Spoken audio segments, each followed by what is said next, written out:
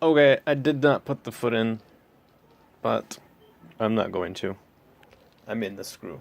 There's a screw I could put on that servo, but I'm just going to continue to neglect it, and that will make things better.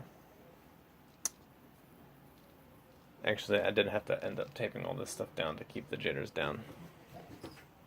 But I will now demonstrate a little bit more the motion. I have the x-axis, and that's extending the x-axis. I have the y-axis. So once again, as always, once it gets outside of the some kind of boundary, it says, "Oh, I can't figure that." I'll pull the axis back in a little bit. So I don't know what to do about that, but and you can see that it stretches up and down that y-axis once it's got a little leg room.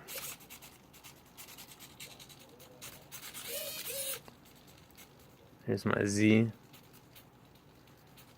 I'll work that y with the z.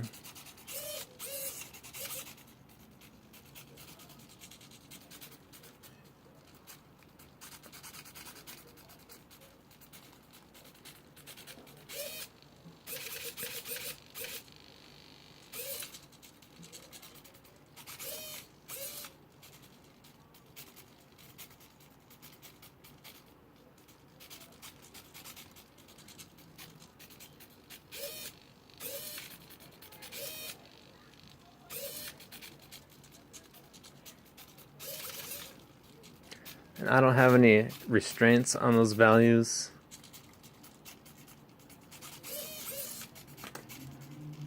I don't know why it's doing that.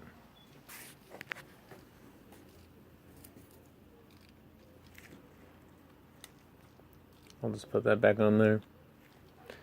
Doesn't pop off unless I'm filming. And people can argue about whether or not I should be doing that. I might have it on a little bit wrong.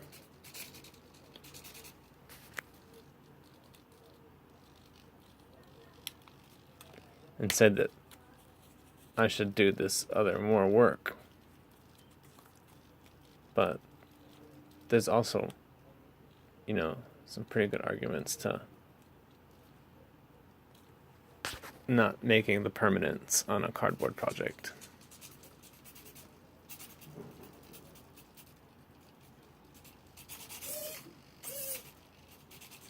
Even though it periodically gives you that kind of trouble.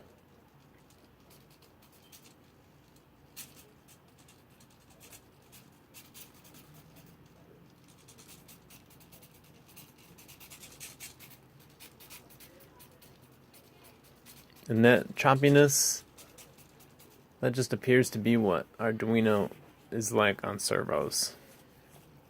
There's probably some additional circuitry that you could incorporate that would smooth things out a little bit. But I think for what it is, that's about what you get with an Arduino right now. Okay, and what I did in my code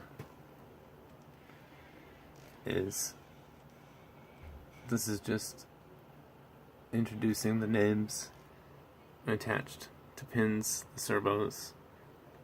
Here I mapped X, Y, and Z to the coordinate regions that I wanted to move the leg around. And then this is basically, these equations are on all the quadruped pages. So I have some funny business in here where I tried to figure for these other values, and some of that figuring is going on here.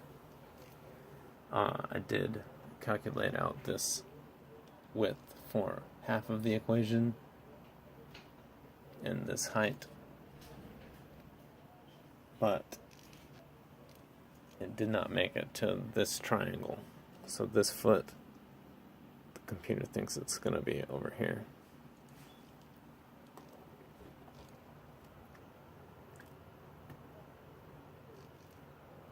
And I did have plenty of syntax, or anyway, spelling errors in there. And then here I write the 3 servos, and G2 is not degrees, because this was quite a funny one. But G2 would switch when Y, here's the positive Y-axis, and here's the negative Y-axis. And G2, or that angle, it would stay only up here. It would get to here, and then it would bunch all the way over here and try to be over here, but it couldn't reach. Because it was giving it a negative angle. Instead of going from 90 to 91, it would go from 90 to negative 89 and try to be over here. So I don't know really what to do about that. But that's what I did, was I added it to 180 if it was less than or equal to 0. And it does seem to be working. There, I'm going back and forth past that area.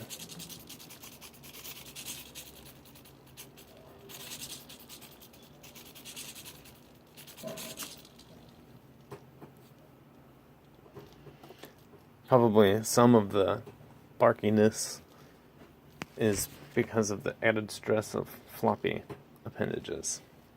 I was just thinking. But I just wanted to get a functioning code. And then my next step is to switch from X, Y, and Z potentiometers to joysticks. But I do not have 2 joysticks. And I have these. I could take them out of there. But I have a bunch of joysticks that I ordered. So I was thinking I would just have the X and Y coordinates be on the joystick, and the Z would be fixed for this one leg. And then that would be similar to one of my thoughts where I would select the leg and then move the Z on a touchscreen slider. But the slider would be able to remember the foot's Z from where it actually is, even if the computer changes it. But a potentiometer, it can't do the same thing. So if I select a different foot,